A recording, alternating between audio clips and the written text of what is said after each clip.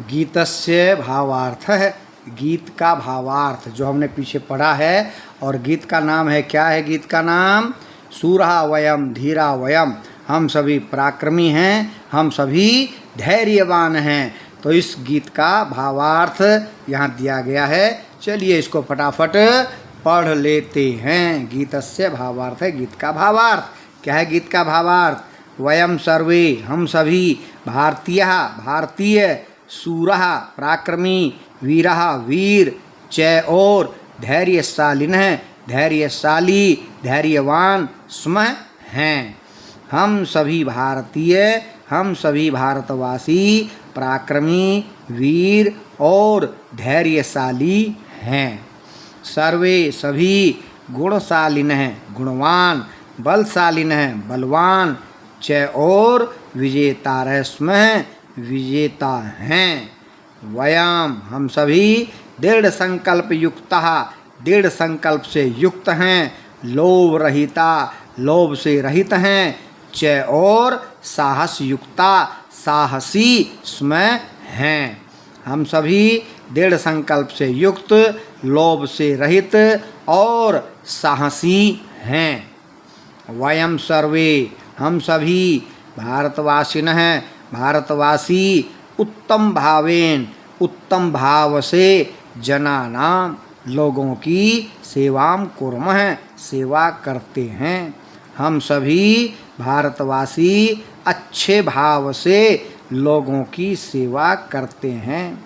सर्वेषाम सभी का, शुभ चिंतनम शुभ चिंतक, कुर्मः करते हैं, सभी का शुभ चिंतन करते हैं।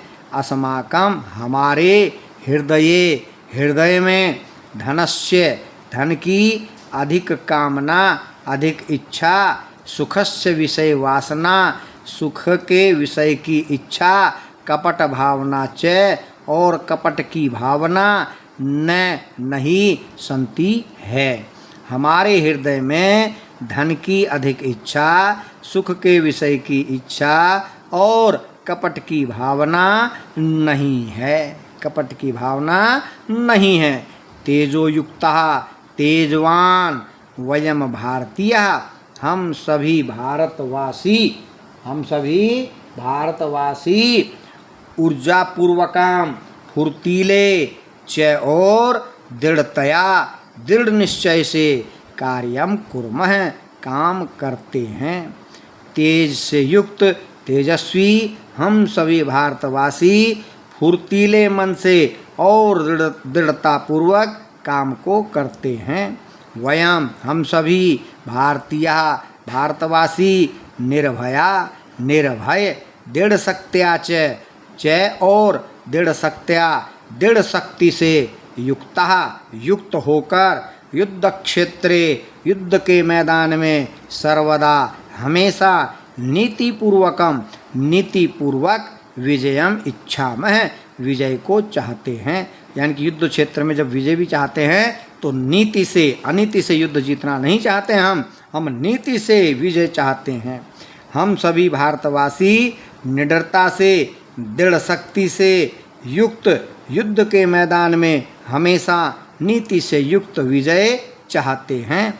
अतः इसलिए इयम यह प्रार्थना अस्ति, प्रार्थना है, यत की छोटी की मात्रा आएगी, इसलिए यह प्रार्थना है कि हे भगवान, हे भगवान, हे संसारस्य स्वामिन, हे संसार के स्वामी, हे परमेश, हे परमेश्वर, हे सकलेश, हे समस्त लोगों के भगवान, ईश्वर, स्वामी, भवान, आप, अस्माकं कृते हम सभी के लिए, सर्वेषु सभी कार्येषु कार्यों में, उज्ज्वलम उज्ज्वल, च और शुभम विजयम शुभ विजय, प्रयच्छतु इति दें, शुभ विजय प्रदान करें या शुभ विजय दें।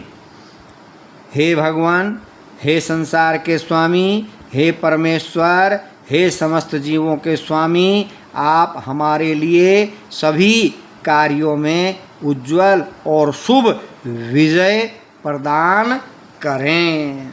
चलिए आगे बढ़ते हैं। अब आगे क्या है? अवधेयांश है। याद करने योग्य अंश, क्या याद करने योग्य अंश है? चलिए पढ़ लेते हैं।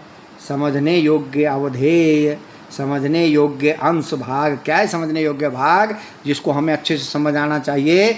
चलिए पढ़ते हैं।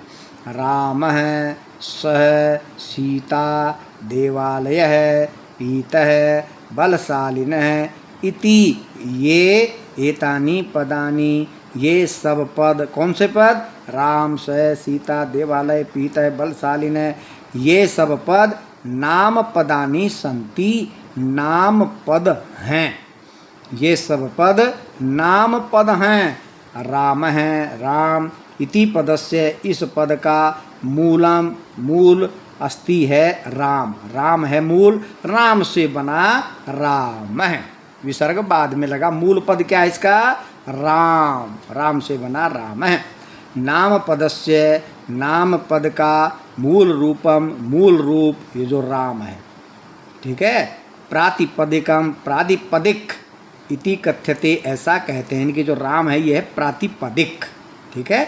तो नाम पदस्य, नाम पद का मूल रूपम, मूल रूप, प्रातिपदिक यह कहते हैं।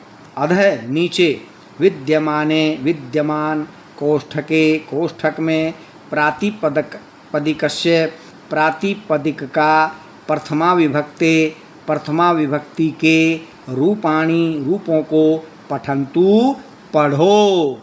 नीचे विद्यमान कोष्ठक में, ब्रैकेट में, प्रातिपदिक प्रथमा विभक्ति के रूपों को पढ़ो। यह तद, तद का पुल्लिंग, स्त्रीलिंग और नपुंसकलिंग में दिया गया है। एक वचनम, द्विवचनम और बहुवचन, सबका अर्थ वही है। ये पुल्लिंग में प्रयोग होता है, ये स्त्रीलिंग में प्रयोग होता है, ये नपुंसकलिंग में प्रयोग होता है। और ये नपुंसकलिंग आंग्ल भाषा में नहीं होता, अंग्रेजी में नहीं होता और हिंदी भाषा में भी नहीं होता। लिंग दो ही होते हैं, पुल्लिंग और स्त्रीलिंग। केवल संस्कृत में ही नपुंसकलिंग और होता है। तो इसलिए तीनों लिंगों के रूप दिखाए। स जिसका अर्थ है वह है, आंग्ल भाषा में इसको क्या कहते हैं? ही, HE, ही। और यह सा का भी अर्थ है वह है, वह कौन? स्त्रीलिंग। अंग्रेजी में SHE, तत्, तत् वह है, किसमें? नपुंसकलिंग में।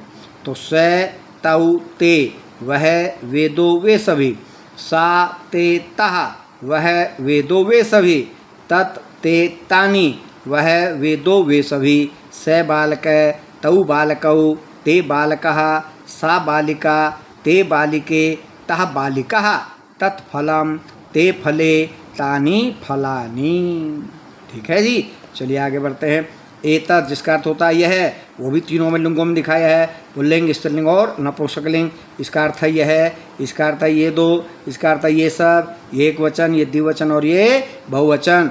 एषः, एतौ, एते, ऐसा, एते, एतः, एतत्, एते, एतानि, यह ये दो ये सभी, यह ये दो ये सभी, यह ये दो ये सभी। वही ऊपर वाला, एषः बालक, एतौ बालकौ, एते बालकः, ऐसा बालिका, एते बालिके, एतः बालिकः, एतत् फलम, एते फले, एतानि फलानि।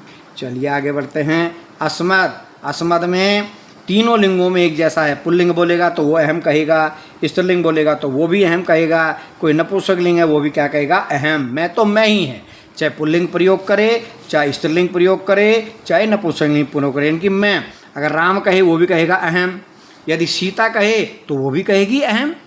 ठीक है। तो अहम, मैं, आवाम, हम दो, वयम, हम सभी। याद रखिएगा, अहम, आवाम, वयम, मैं, हम दो, हम सभी। और ये त्वाम, ये क्या है? त्वाम, युवाम, यूयम, तू, तुम दो, तुम सभी। सामने अगर लड़का है तो भी त्वम कहेंगे, सामने लड़की खड़ी है तो भी उसको क्या कहेंगे? त्वाम। तो ये अहम, आवाम, वयम जो है इसको कहते हैं उत्तम पुरुष संस्कृत भाषा में, और हिंदी में भी कहते हैं इसको उत्तम पुरुष। आंग्ल भाषा में, अंग्रेजी में ये होता है फर्स्ट पर्सन। ठीक है जी। अहम, आवाम, वयम हमेशा याद रखिए, अहम, आवाम, वयम उत्तम पुरुष होता है। त्वाम, युवाम, यूयम मध्यम पुरुष होता है। तो आज के लिए इतना ही। कल आगे करेंगे। तब तक के लिए जयतु सुर भारती।